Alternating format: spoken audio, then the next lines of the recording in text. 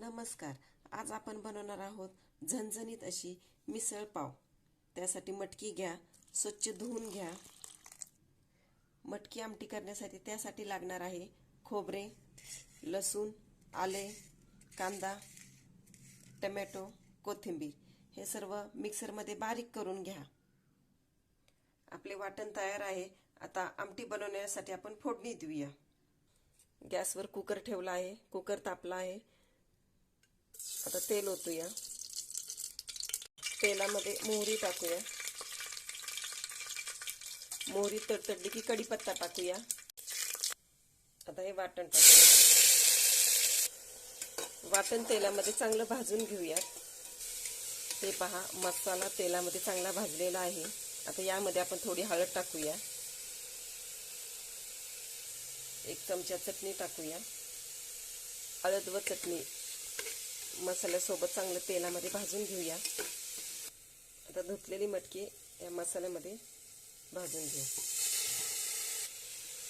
हे पहा, मटकी ही तेलामध्ये चांगली भाजून घेऊया. तर यामध्ये आपण पाणी ओतूया. मिसळ पावला आमटी जरा जास्त लागते, त्यामुळे पाणी आपण जरा जास्त ओतूया. यामध्ये आता चवीनुसार आपण मीठ टाकूया. हे पहा, उकळी आली की मटकी शिजून द्या. कुकरला आपण आता झाकण लावूया. 2 शिट्ट्यांमध्ये आपली मटकीची आमटी शिजेल. हे पहा, कुकरचं झाकण लावूया. आहा, हे पहा किती छान आमटी झाली आहे आपली. हे पहा, मटकी पण शिजली आहे. लवंग पण पहा किती छान आला आहे. मस्त झाली आहे मटकीची आमटी. आता आपण मिसळ बनवूया. त्यासाठी थोडा फरसाणा घ्या. बारीक चिरून एकदम कांदा घ्या, टोमॅटो घ्या, कोथिंबीर घ्या आणि वरून लिंबू पिळून घ्या.